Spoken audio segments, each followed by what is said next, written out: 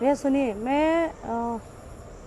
मैं गई थी लखनऊ से आ रही थी और रात को करीब 9:30 बज गया था।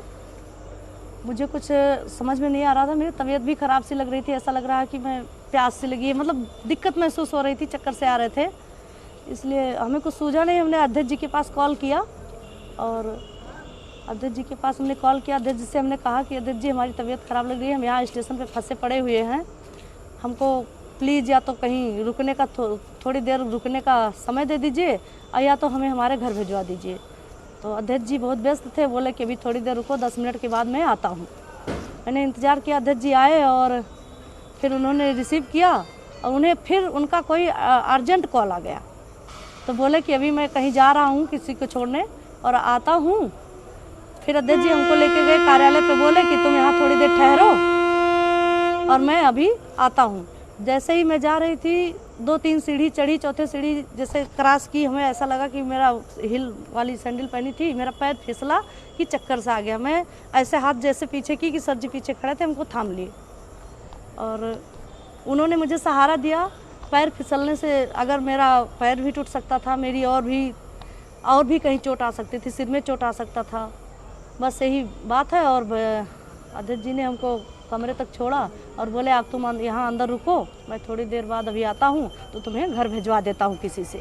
बस भैया इतनी सी ही बात है, इतनी सी ही बात है। अब इसको चाहे कोई गलत सोचे या अच्छा सोचे, अध्यक्ष जी ना कभी गलत थे ना कभी हैं हमारी नज़र में। मैं पिछले करीबन 3-3.5 सालों से उनको जानती हूँ और हमारे पारिवारिक संबंध रहे भी हैं उनके यहाँ से, हमारे यहाँ से अध्यक्ष जी से पारिवारिक संबंध रहे हैं, इसलिए मैंने भरोसा करके उनके पास कॉल किया और किसी के पास कॉल नहीं किया। नहीं भैया बहुत अच्छे इंसान हैं और मेरे पिता तुल्य हैं, चाहे मैं बड़ा भाई मानूं या अपना पिता मानूं, और पिता तुल्य ही हमारी सारी फैमिली मानती है। हमारा भाई, हमारे हस्बैंड, हमारे 2 बच्चे भी हैं। मैं लड़की नहीं हूँ, मैं अनजान बच्चा नहीं हूँ कि मैं किसी को, कोई मुझे बहलाएगा, कोई मुझे फुसलाएगा, ऐसा कुछ भी नहीं है।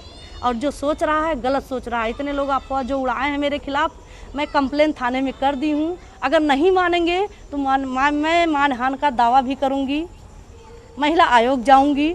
और भैया मेरे भी इज्जत है या माननीय अध्यक्ष जी के पास भी इज्जत है, वो ऐसा कुछ समझते तो किसी लेडीज को क्यों सहारा देते?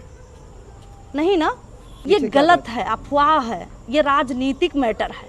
अब ये लोग राजनीति के ऊपर उस पर ले जा रहे हैं, ऐसा कुछ नहीं है। मेरा फैमिली व्यवहार है, फैमिली संबंध है अध्यक्ष जी से। अब पिछले 3.5 सालों से मैं उनको जानती हूँ। मुझे आप बताओगे या कोई बताएगा कि अध्यक्ष जी कैसे हैं? एक लोग का फ़ोन आया था कि बहन आपके साथ क्या हुआ है, कैसे हुआ है, बताइए, हम आपका साथ देंगे। हमने कहा आप साथ देने वाले होते कौन हो जी? कुछ लोग फ़ोन कर रहे हैं, 1-2 लोग कह रहे हैं डरना मत, घबराना मत बहन, ऐसा मत होना। हमने कहा क्यों डरूंगी, क्यों घबराऊंगी? मैं बच्ची हूँ, मैं 2 बच्चे की माँ हूँ, मैं क्यों डरूंगी? मैं कार्य करता हूँ, ऐसी कोई घटना नहीं है। और अध्यक्ष जी को लेकर अगर बदनाम कर रहे हैं तो उनको मैं पिछले 3.5 सालों से जानती हूँ, उनके साथ मेरे मतलब पारिवारिक व्यवहार रहे हैं और उन पर मैं भरोसा करती हूँ, करती रहूँगी।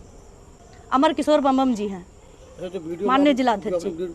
उसमें देखा कि उनको लोग परेशान कर रहे हैं, उनको राजनीतिक तौर से बात कर रहे हैं, उनको लोग गलत साबित करना चाह रहे हैं। उन लोगों के देखने का नज़रिया है ना, लेकिन वो लोग गलत नज़र से देख रहे हैं। ये हमारी भी इज्जत जा रही है, माननीय अध्यक्ष जी की भी इज्जत जा रही है।